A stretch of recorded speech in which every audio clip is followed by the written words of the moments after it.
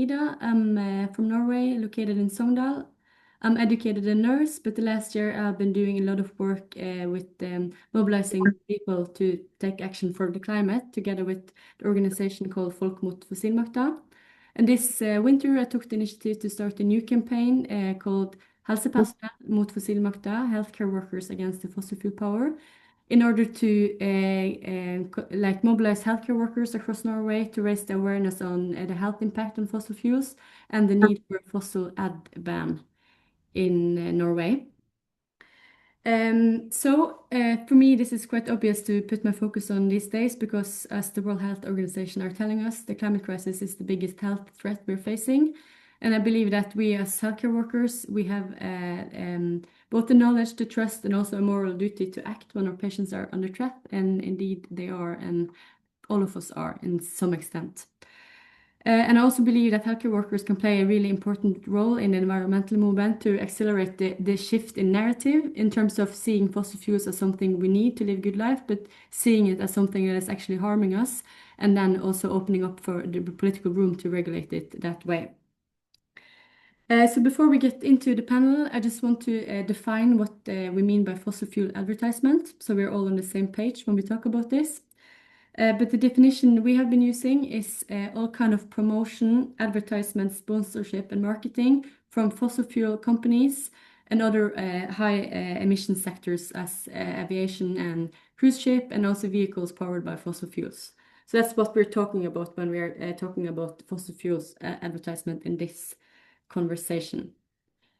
So today we are very lucky to have 4 important voices on this topic. We have 2 guests from Canada. We have Leah Temper, which is a researcher and environmental justice campaigner and teacher. And we have Samantha Green, who's a family physician and also active in the climate and environmental movement when she's not helping her patients at work.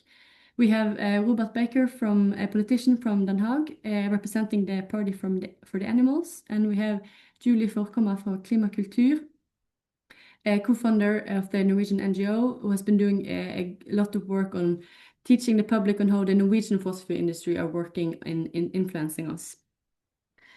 So I'm looking forward to hear from them the coming hour. I am going to facilitate the talk or the panel.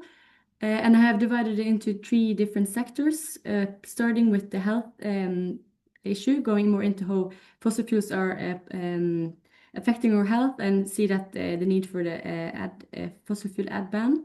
And then we're going into the real world and see how that can be implicated in practice, looking from the experience from Den Haag. And then we take it back to the Norwegian context, where we go more in depth on how we see the situation in Norway right now. So I'll just get started, and I would like to hear from you, Samantha. You're the physician in this room and has a lot of knowledge. I'm just wondering if you could just briefly start with telling us a bit on how fossil fuels are affecting our health today, in terms of both directly, like with air pollution, and also indirectly by contributing to climate change. Yeah, thanks. And my colleague Leah will also, I think, jump in. I mean, I think everyone who's here in this Zoom is aware that fossil fuels have a tremendous impact on human health across the lifespan of humans, and also across the lifespan of fossil fuels. And there's a great Global Climate and Health Alliance report that was published, I think, last year called Cradle to Grave, which describes the ways that fossil fuels harm health, from extraction to transportation to the burning of fossil fuels. But I'll talk primarily about the burning of fossil fuels. Air pollution is a hidden health harm that most people are unaware of, but 8.7 million premature deaths occur globally each year from air pollution attributable to fossil fuel combustion alone. And that amounts to 1 in 5 premature deaths. And air pollution affects not just respiratory health, cardiac health, but air pollution has also been linked to some cancers, to childhood developmental disorders, to an increased risk of dementia. So air pollution is harming health today. And And we all know that fossil fuels are the primary driver of climate change, responsible for maybe 75% of global climate change. And climate change is causing at least 250,000 annual deaths, as estimated by the World Health Organization. And some estimate that by 2100 there will be 1 billion deaths attributable to the health harms of climate change. And we're all seeing the health harms of climate change today. Extreme heat, which primarily affects small children, the elderly, people with chronic medical conditions, and then, of course, wildfires and wildfire smoke, extreme weather events, flooding, displacement, an increase in infectious diseases, and then really the biggest health threat globally is a threat to our food supply and less access to food globally, especially in the global south. So those are all the health harms of fossil fuels today. And when we add up, just the health impacts of fossil fuel air pollution, it's equivalent to the health harms of tobacco. The numbers are quite similar, the number of people who die each year from fossil fuel related air pollution and the number of people who die each year from tobacco. Thank you. Yeah, it's interesting that you're bringing up the tobacco, because that's also what we're talking about. We are like, when we're talking about the fossil fuel ad ban, we often bring up the tobacco issue, because both of them are like two commercial products, but causing a lot of harm. And I find it quite interesting, like the health impacts are major. And when I was studying at school in Norway, we didn't learn much about it at all. And I feel like that's reflecting a bigger issue in our society, that the fossil fuel industry has a lot of money and power to tell us a story that are not telling kind of what you were saying now. And we all know, like, the tobacco industry have been spending major resources on advertisement to downplay the health impacts, and also like to delay the regulation of the industry. Do you see any parallels on how the fossil fuel industry are working today compared with how the tobacco industry used to work? Yes, there are so many parallels. It's well documented how the tobacco industry used advertising and public relations to downplay health risks. And fossil fuel companies are doing the same thing. And in some cases, they're actually using the same public relation firms and scientific consultants as big tobacco. Fossil fuel companies first learned about climate change in the 1970s. And there's some documentation that it was even earlier. But ExxonMobil and Shell, there's internal reports that accurately predicted the scale and timing of global warming. But instead of disclosing these risks to the public, the companies funded think tanks and these same PR firms and industry associations to cast doubt on climate science and emphasize uncertainty, just like the tobacco companies cast doubt on the science of the health harms of tobacco and emphasized uncertainty. And the whole point is to delay any regulatory action. And they use very similar tactics, hiring these pseudo-scientific consultants and really strategically trying to position global warming as theory rather than fact. And they use very similar messaging strategies, emphasizing personal freedom, framing regulation as government overreach, and even promoting supposedly cleaner alternatives. The fossil fuel sector likes to talk about methane gas or so-called natural gas as a clean transitional fuel. And it's very similar. It really echoes the marketing of light cigarettes as like a so-called healthier alternative. Yeah. And Leah, go ahead. You want to add something? Yeah, a few other points I think that are worthwhile to mention from a health perspective. So if we're thinking about commercial determinants of health, so what are the private sector activities such as product marketing, commercialization that are influencing health outcomes? There's four main products that contribute to 1/3 of global preventable deaths. Those are tobacco, ultra-processed foods, alcohol, and fossil fuels. And actually, tobacco, ultra-processed foods, and alcohol, we've all seen health sector activism that has led to restrictions on their commercialization and marketing. And fossil fuels is the one that sort of lagged behind. There are some differences that we're going to discuss, but I would like to mention one more, which is also formula. So since 1981, there's an international code at the World Health Organization on the marketing of formula products, because they realize, of course, it's a product that many people need, but they should be able to take the choice free from commercial influence. So they should not be pushed upon them. So there's just some examples there of the sort of the need of why we need to certainly stop the promotion of this health harming product. Thank you. That's also what I find really interesting, because in Norway, like, we were some of the first countries in the world to have a ban on tobacco advertisement back in 1975.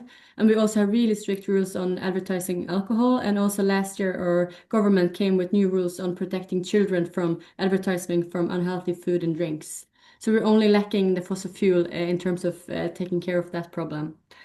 But there is some differences. We will talk a bit more about that later. But what kind of research or evidence do we see, like when we have been like banning advertisement from tobacco and alcohol? What can we actually see on the consumption and the health outcome? Do you have anything concretely to tell us there? Yeah, I actually, if Leah just mentioned baby formula, and there's some really robust evidence around implementation of the International Code of Marketing of breast milk substitutes. There was a study done in Tanzania and another study done in Ghana that actually found statistically significant reduction in child mortality following the introduction of a ban on formula advertising. So really clear health outcomes from implementation of the code of marketing. But there's also evidence from other sectors. There's plenty of research that's been done on tobacco advertising bans.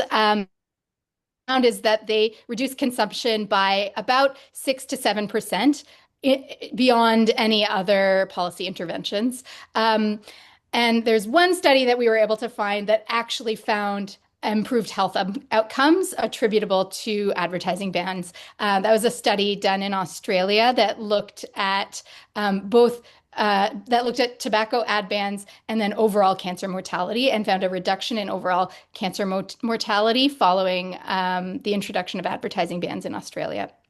And there's also some great evidence from alcohol, and then an interesting study, a modeling study done in London, England, that looked at health outcomes following the restriction on advertising of unhealthy foods, high fat, salt, and sugar products, just on the Transport for London network, so on the tube. And they found a reduction of 4.8% in obesity, and also reduction in diabetes and cardiovascular deaths for the three years following the advertising ban. So there's clear evidence that these advertising bans can work in reducing consumption of these unhealthy products. Thank you. Because I have been trying to tell people who are not agreeing with me on this theme, and they often the argument who comes up when we're trying to address these parallels, they say that we don't need cigarettes and we don't need unhealthy food, but we still need fossil fuels because it is an embedded energy source in a lot of big parts of the world, kinda. So they will not kind of buy this argument that there is a parallel. But how do you kind of respond to that concern, or yeah? Yeah, I mean, clearly there are differences, and we have to acknowledge the differences for sure. Fossil fuels are not like a chemically addictive substance in the same way that tobacco is. And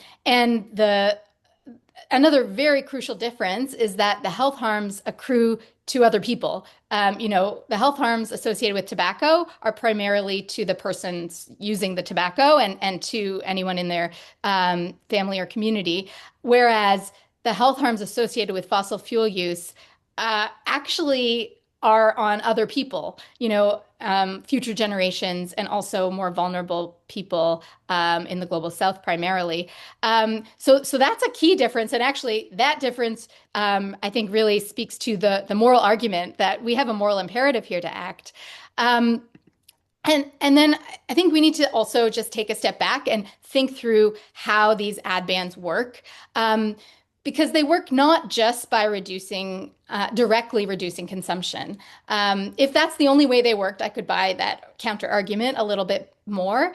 But these ad bans also work by denormalizing these harmful products, by changing what our society views as healthy, as normal, as appropriate. And so that's number two. So reduction in consumption is number one. Number two is change in normalization, denormalization. And then number three is also just protecting public discourse, because it's very clear, I mean, both in the case of tobacco and in the case of fossil fuels, that these companies are actually constraining and interrupting, normal public discourse on what is good public policy, on what we need to do to tackle the climate crisis.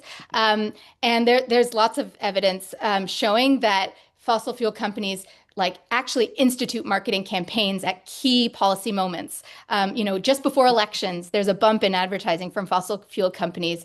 Just before particular policy debates, there's a bump in advertising from fossil fuel companies. So a fossil fuel advertising ban would also work to protect this public discourse. Leah, I don't know if you want to jump in. Yeah. Sure. I mean, I would just add that, as we said with breast milk supplements and formula, just because a product is necessary doesn't mean it needs to be promoted, and we need to be spurring the demand. I mean, it's particularly clear, for example, here in Canada, we have utilities that are, state utilities. They have a captive market. Why do they continue to advertise their products and encourage more and more people to connect to the gas system? So yes, we are structurally locked into fossil fuels, but there is a commitment that we need to move away. And that's why we see the ban on advertising as a first step. So it's, as Samantha mentioned, it's attacking the demand. We're not promoting the products anymore. It's addressing the question of political influence and political interference, and it's denormalizing. So it has the potential to be a tipping point in the move away from fossil fuels. Thank you. Yeah, it's quite weird. Like when we have, as a society, we have committed to reach some, we're working towards some to reduce our emissions, but we still are allowing to do, fossil fuel companies and other climate big companies not good for the climate to promote and to push us in the other direction. So it's it doesn't make sense when you're talking about it. Thanks for sharing your knowledge. Closing off on this section, I'm just wondering if you have been campaigning on this topic in Canada for a longer period of time. So I'm just wondering if you have any tips to either healthcare workers in Norway or just the civic society. How can we engage in this topic, and how can we work together to push for a ban? Do you want to jump in first, Leah? Sure.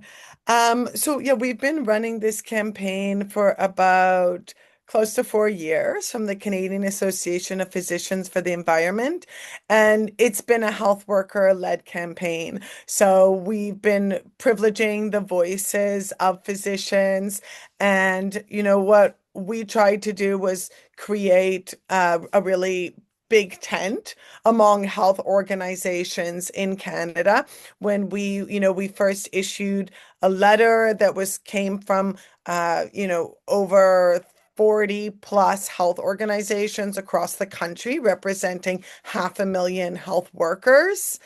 And our role is also, we see to bring other organizations that might not be working as much on these structural upstream health issues and really help make the case that they need to use their voice to really attack these issues from a preventative standpoint, right? That's within a planetary health perspective and a preventative health perspective and an environmental justice perspective. So we I could go on a lot about the different campaigning work that we've been doing. We put forward a private members bill. At the same time, we've been working on greenwashing. So how do we stem the disinformation? How do we protect climate information integrity in Canada? So our work on advertising it's more comprehensive of how we can sort of protect healthy information ecosystems so that people have the information they need to protect their health.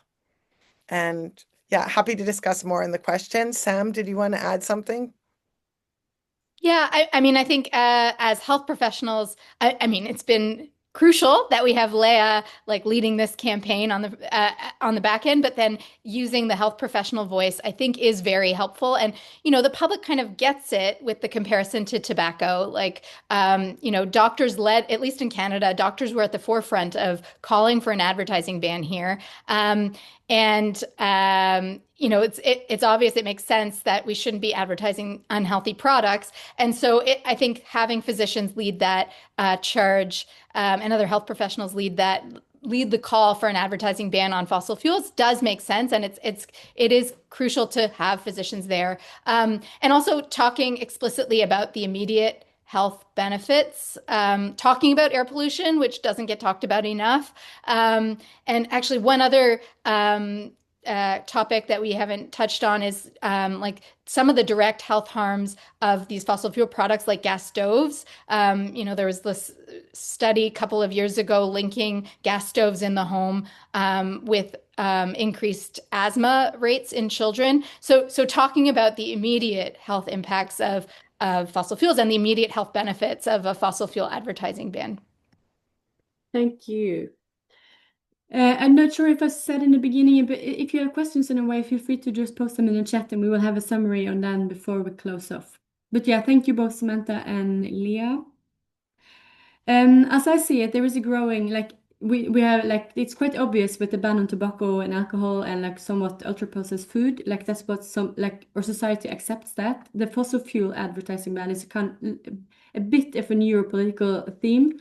But I would like to bring you in here, Robert. You are a politician in Den Haag, and Den Haag was the first city in the world to legally ban fossil fuel advertisement back in 2024, as I have understood. Would you just shortly take us through what was the motivation for Den Haag to get started on this ad ban? Yeah, so my name is Robert Bakker and I'm deputy mayor here in The Hague. And we were indeed the first city in the world to get an ban on fossil fuels advertising. The reason was actually that we as a city of peace and justice thought it was important to do something about tackling climate change. And that it's weird that on the one hand you say that you find that important and find it to be important, and on the other hand in the public space you see a lot of advertisements that actually say the opposite, because you see advertisements saying buy a new fossil fueled car, or buy a flight to a tropical destination. So you're stimulating the consumption of fossil fuels. And that's quite weird if you say you want to tackle climate change and you also want to adhere to the Paris Agreement. So for The Hague, that was a reason to look into a ban in the public space. And what we just discussed was also relevant, that you see that, for example, tobacco is bad for your lungs. And actually, the fossil fuel consumption is bad for the lungs, for the earth. So we actually thought we should do something about it. And that was a reason to look into the possibilities. And as a council in the Netherlands, you're responsible for the public space. Often also the advertisements in the public space give revenue to the council. So we said, let's stop doing that, and let's start a law that stipulates that you're not allowed to have fossil fuel advertisement in the public space. Thank you. So you started with it, it's a good idea, but how did you actually go ahead implicating it? How was the political process, and did you face any main challenges on the way?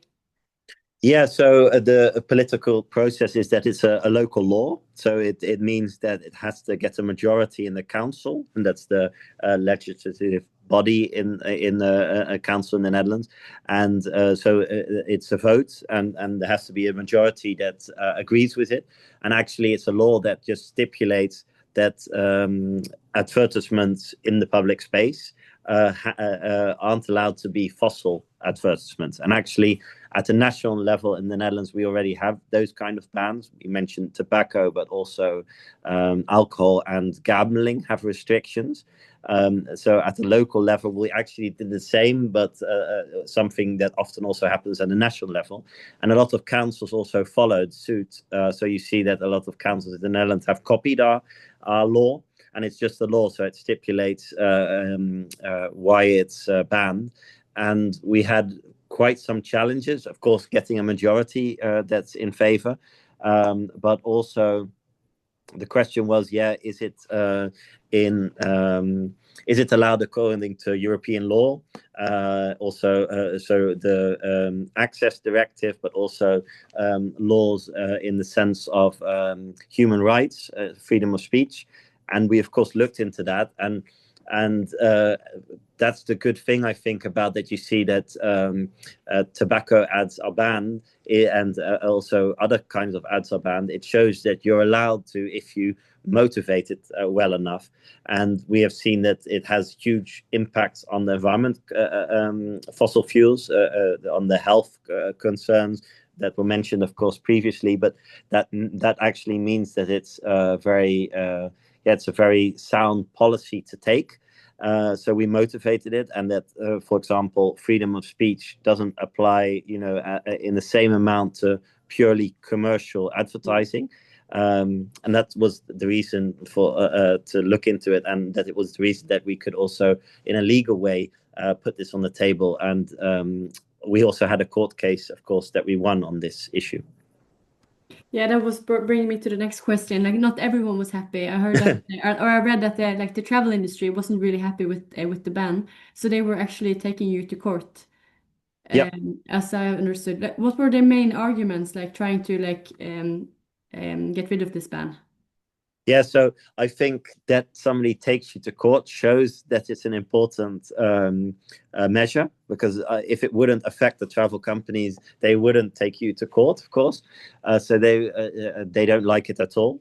And the reason is, of course, firstly, it has an effect because it sells less travel. So the ads, they have for a reason. But it also, what we discussed previously, is the point of that it normalizes something. So if you see a lot of advertisement for flights, then you think of flying, and it makes it socially very welcome to do it, something like that. And that's why they weren't happy at all.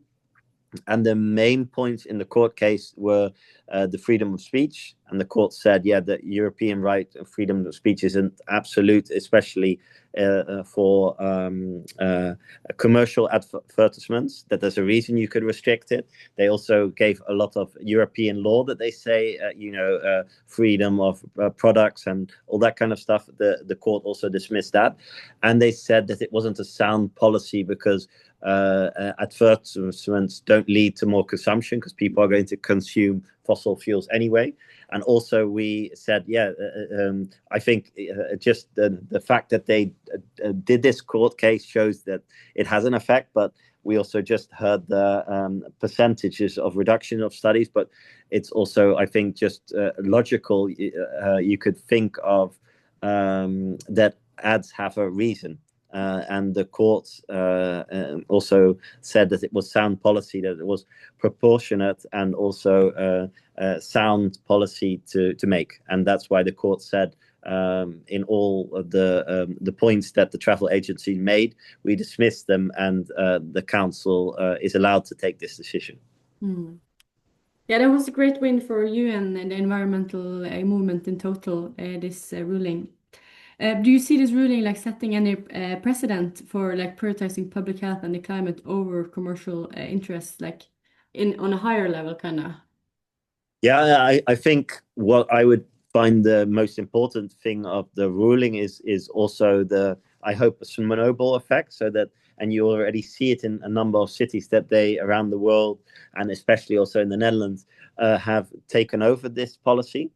So that on the one hand, I find that important, that you see that it's actually the ban in The Hague is, of course, has an effect, but of course could become a lot bigger if there are a lot of other cities that follow. But also what it shows is that you, as a city, can have an impact on tackling the climate crisis. And you see that a lot of cities try to do their best to do it, but often it's quite cumbersome. And you see that sometimes national governments aren't as progressive in tackling the climate crisis. We had a very right-wing government that didn't want to do anything, and then you could, as a city, also do something. And I think that's also important to see that cities, and like our city is the city that's at sea, and we don't want to be in the sea because we're, of course, a low country. So I think a lot of cities also on other points of climate adaptation, like heating, and so they have a very big interest in tackling the climate crisis. That's a good point, and a good learning to motivate other cities to starting with this. I know, I'm not sure, there might be some politicians in this call who is interesting to work on this. You, as a politician, do you have any advice for Norwegian policymakers on how to go forward with this topic in Norway? Or like, where would you start, kind of, if you were a politician? I would say that it's possible, because we proved that it was possible. A lot of cities around the world proved that it's possible, and it doesn't have a huge impact on people, because people could still buy what they want. So it's sometimes controversial because you ban something, but there are a lot more severe measures you would probably have to take to tackle the climate crisis. But this is quite a light one that has a huge impact. So I would advise people certainly to do something like that. And I would say that it's good but start by looking at your local law. And even at a small extent, you could also do it in private contracts, because often councils also own the advertising space in the public space. Thank you. That takes us into the Norwegian landscape. It was quite interesting because there has been a discussion both on local level in our capital Oslo, but also like there is a conversation going on like also the national level, like the Green Party pushing this. And when it was brought up for during the winter from the Green Party in Oslo, like the Conservatives and the Right Party was having quite interest in the response. The Conservatives said like they will go ahead with any kind of politics that can reduce emission, but they saw this as like just a symbolic thing to introduce, so they wouldn't do it. And then the far right party said like they would never do anything that could put sticks into the wheels of the most important industry of Norway. So there is some kind of they will not really agree on how effective it can be, and they don't really see maybe how it's working more in depth, what kind of effect it can have.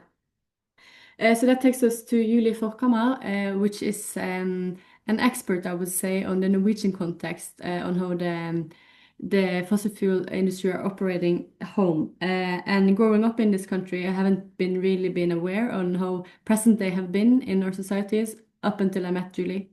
So you're a big part of also this conversation happening today.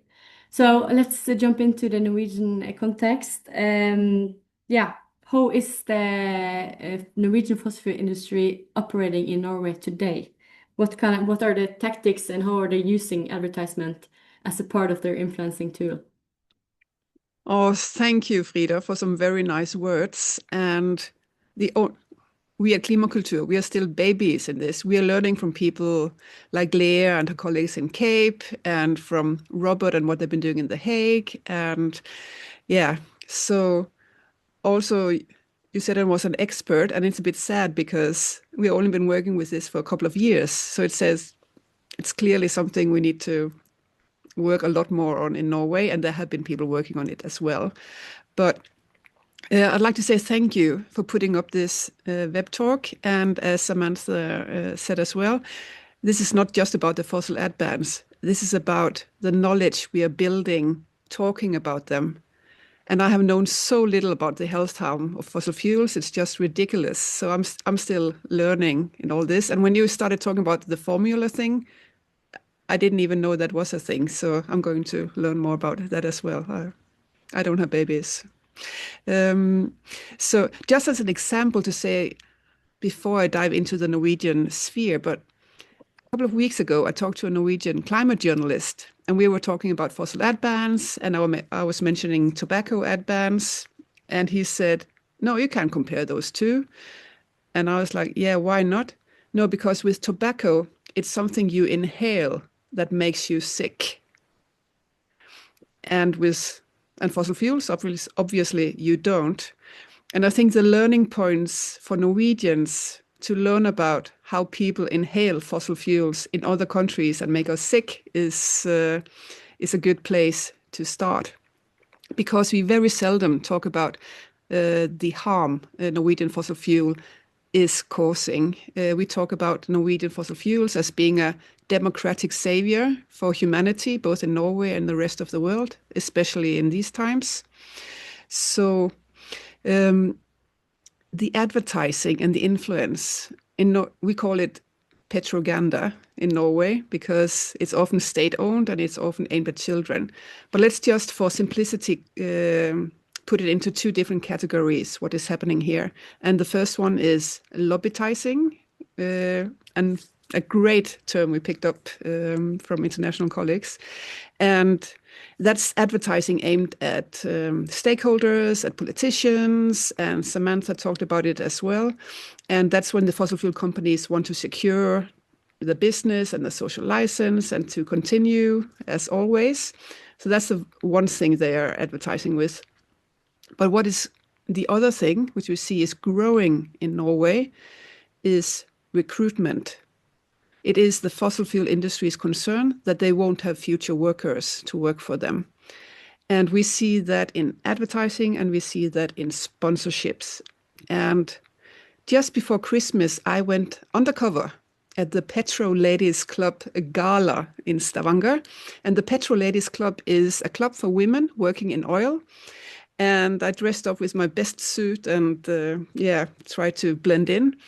And they had a full night at a fancy hotel and light chandeliers in the ceiling and champagne. And what they were talking about as their biggest concern for the industry in the coming years, it was not regulation, it was not climate activists, it was not the work we are doing or regulations or the climate crisis itself, it was recruitment. So how do you get young people to choose the education and to choose to working for oil? And that's their focus. So we see it now. Just this Easter, I picked up a newspaper and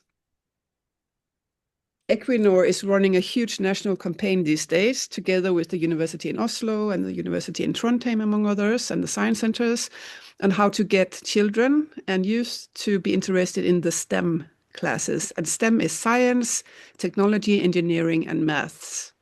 So Equinor, the Norwegian state-owned oil company, has changed their whole sponsorship strategy to they dropped cultural sponsorships and sports sponsorships, and they're now going into children and youth and educational programs.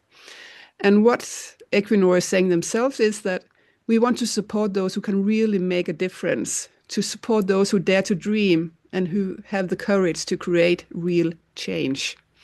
So that is aimed at children. And just the last 5 years, Equinor has spent 833 million kroners, which is like 88 million US dollars on sponsorships, mostly aimed at children. So that's what we are seeing, and that's what we see. The advertising is aimed at children, and some of the oil companies are sponsoring football tournaments for children from the age of 2. So it's massive. Mm. So that's what we've seen They're targeting hundreds of thousands of Norwegian children each year, and we are only 5.5 million people. Coming back to the tobacco ban and the tobacco ad ban, because this is super relevant, of course, as been mentioned. When Norway introduced it, the purpose, and it still says these words, that the purpose of the tobacco ad ban is to limit the harm to health associated with the use of tobacco products by reducing consumption and, in the longer term, helping to achieve a tobacco-free society. That's some good wording we, of course, can use on the fossil fuel ad bans as well. Also, it says that the Tobacco Act was made to protect children and young people. And it also says that the tobacco industry must not be able to influence tobacco policy. So that's, that's very interesting for us working on this. Yeah, it's crazy. Yeah, and it's also interesting to see the shift, because they have been sponsoring a lot of sport and culture, but now they're changing towards children. So that's something to be aware of in this space, the people who are working on it and wanting to bring that up to, so people can see it kind of. Another thing, just when we were talking about health, I know also you've been critiquing somewhat the collaboration we have seen between the Cancer Association and other oil company in Norway, and also what's coming up this August. They're in Stavanger, which is the oil capital of Norway, like they're every second year, I think they're like arranging this one of the biggest oil conferences. And at this conference, there is a collaboration between the Cancer Association and this conference, which is also quite a bit interesting in this conversation. And I think they like the logo, or like the messaging is like that energy and health goes hand in hand. Yes, and yeah, do you want to say something about that? It's not it's an energy conference. It's not an oil conference. I'm just kidding. It's mostly the biggest in the world. But the Norwegian Cancer Association has close ties with the Norwegian fossil fuel industry. So you have Øyvind Eriksen, who is the CEO of the Aker concern, and he's one of the most powerful oily people in Norway. And Aker, of course, has Aker BP, which is one of the 3 biggest oil companies. But he is the chief on the board of the Norwegian Cancer Association. And they are working closely together and participating in videos for each other. And every year when the Cancer Association has their fundraising day, the different platforms that Aker BP is running have collections for Aker BP. So that collaboration is really, really close. And last year, when I green trolled on LinkedIn, as I often do, I asked the Cancer Association why they're collaborating so closely with oil companies. And they answered that the Aker companies have contributed with great commitment and expertise and money. And we are so grateful, and we need everyone to join us in this great effort. Everyone, with the exception of the tobacco industry, is welcome to contribute. So not even, So we need to do some capacity building on this. But the Cancer Association and ONS, the Offshore Northern Sea Conference you were mentioning, they are having a relay, like a run each day during the conference. And it's called Relay for Life. And the race is a collaboration between ONS and the Norwegian Cancer Society, because energy and health goes together. The race has a family focus, and traditionally 40% of the participants are children. So we need to talk more about fossil fuel and health in Norway, for sure. Quite quickly, last year I talked to Naomi Oreskes, the Harvard professor, who's been doing research on the fossil fuel influence and advertising for decades, one of the world-leading experts. And I asked her about the sponsorships that Norwegian fossil fuel companies are doing with the Cancer Association and with the Red Cross. And she said, and I'll link to the interview so people can check it out, she said that it is a kind of greenwashing where corporations who are doing damage try to clean up their reputations by giving money to a good cause. And then she continues, and she is implementing the tobacco industry here. And she says about taking the money from these fossil fuel companies, she says, are we complicit in the deaths of those people If we take money from the tobacco industry or the fossil fuel industry, then the answer is yes, we are complicit. If we enable those industries to continue business as usual, then we're not just complicit in the deaths that are happening today, but we are also complicit in the deaths that will happen in the future. Yeah, that's really, yeah, I'm getting goosebumps. And I think it's, even though I kind of know it and I totally agree with that perspective, I think it's really important to remind ourselves about it because it's so easy to forget about it. But we need also to, as I see it, I think we have an important job in confronting people with this, even though it can feel uncomfortable. But I think this takes us to another question, which I have been asked a lot, and I guess you also have had this question a lot, is at least the people who I've been in talk to about like asking health professionals to come behind to ask for a fossil ad ban. A lot of one of their main concerns is that the fossil industry in Norway is giving so much money to good initiatives, and they are afraid of what will happen to these initiatives if we take away the sponsorships. What do you usually answer? Like, do you have any good answers to those concerns? I think we should start just taking the quote from Naomi Oreskes. If you take those money, are we complicit in those deaths? Yes, we are, both those happening today and those happening in the future. Because especially Norway is one of the richest countries in the world. We have the money to choose otherwise. And we also see that the fossil fuel industry is getting a lot of marketing for the money they are spending.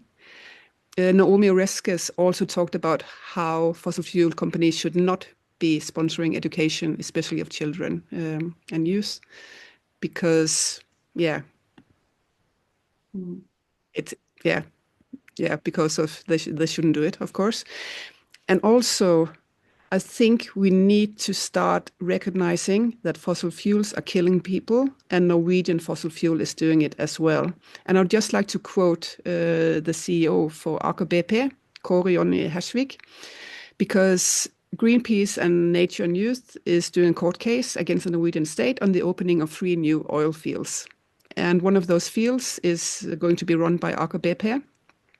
And the mortality of those oil fields came up in the court case. And we got to know that this one oil field from Aker BP will cause up to 82,000 extra deaths if it gets put into production. And he was asked about this, and he said, well, he questioned the science, of course, as they always do, but he also said that the emissions from Aker BP are small in the grand scheme of things, and continued. And then, of course, we all consume energy. So if this is a correct analysis, then we should all feel a little guilty.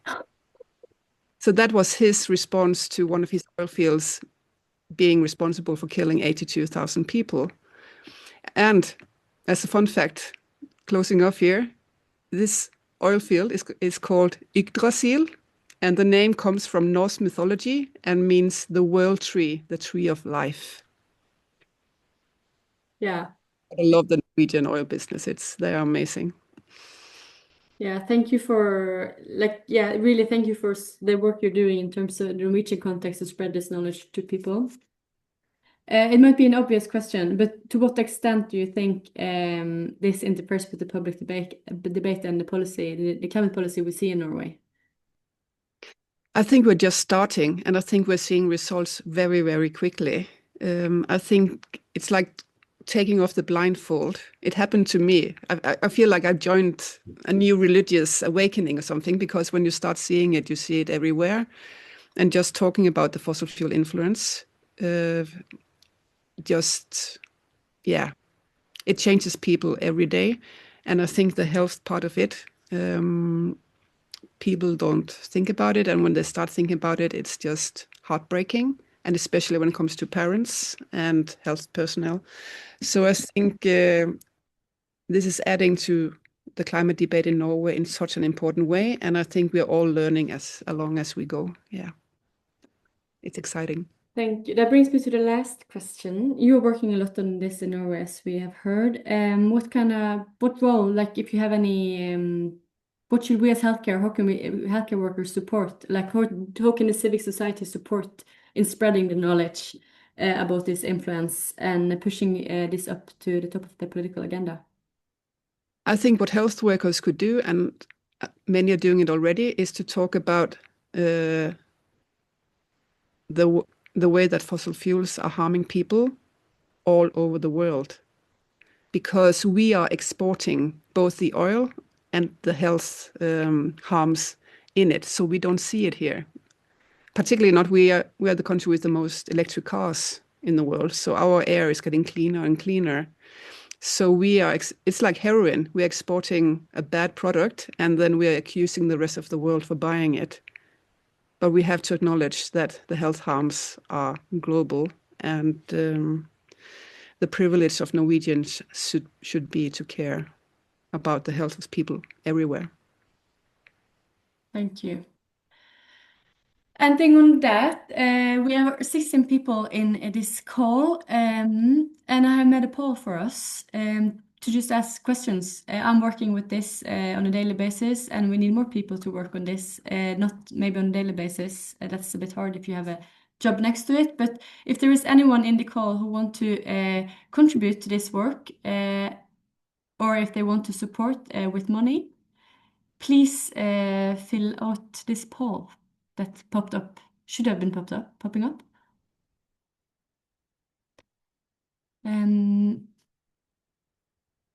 Yeah. Take your time to fill out. It's also okay to say no, but it's just like also nice when we're gathering people who are interested in topics and also trying to create pathways for people to engage themselves further so we can build the movement we need to be able to challenge these strong powers who are creating so much harm. Good. Thank you a lot for everyone who joined us today, and thanks a lot to Samantha and to Leah and to Robert and to Julie for contributing with your knowledge.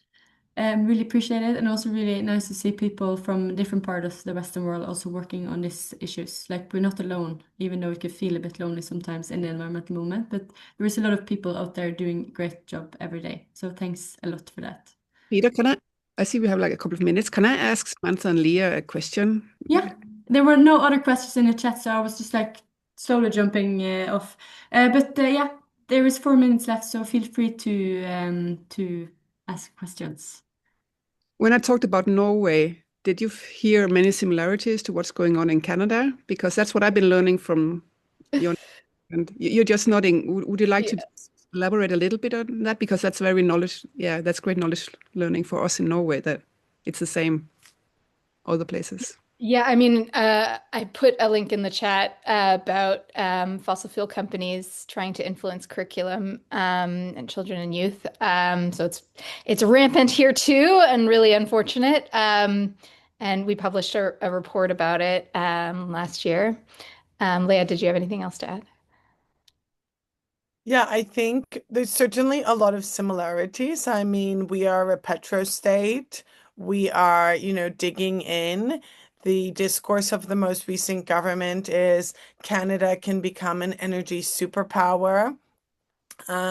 So yeah, we're, the geopolitical situation has also, complicated the situation here. Where there is a difference is that, Norway, I think, is making that shift to electric vehicles. We're not seeing, I mean, in Canada, the shift is the other way. So, people are continually buying larger vehicles, SUVs, more intensive vehicles. So I think there's a lot more work to do as well here when it comes to the high emission consumption.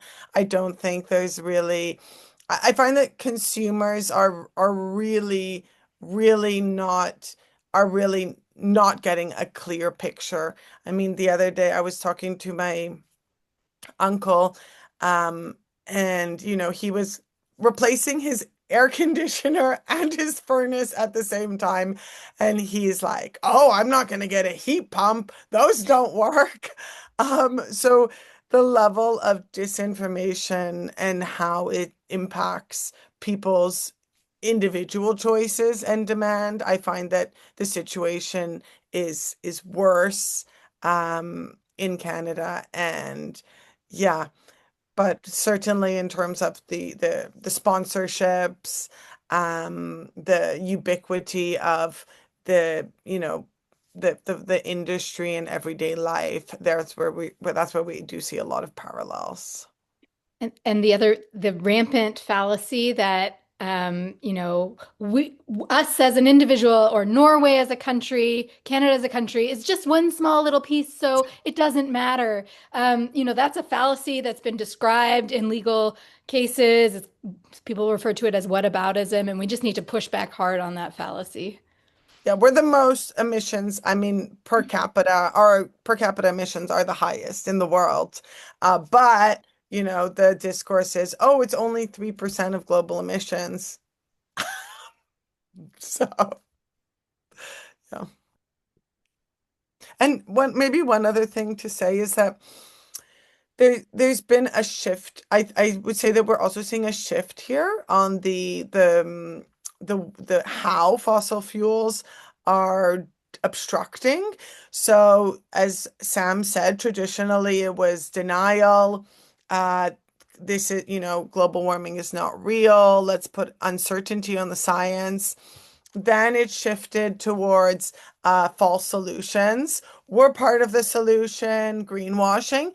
We had a big success about 2 years ago, almost 2 years ago, with a new greenwashing law that actually really helped reduce the green claims of the biggest polluters. However, now the discourse has shifted again, and it's really become, the advertising has really become more fear-based.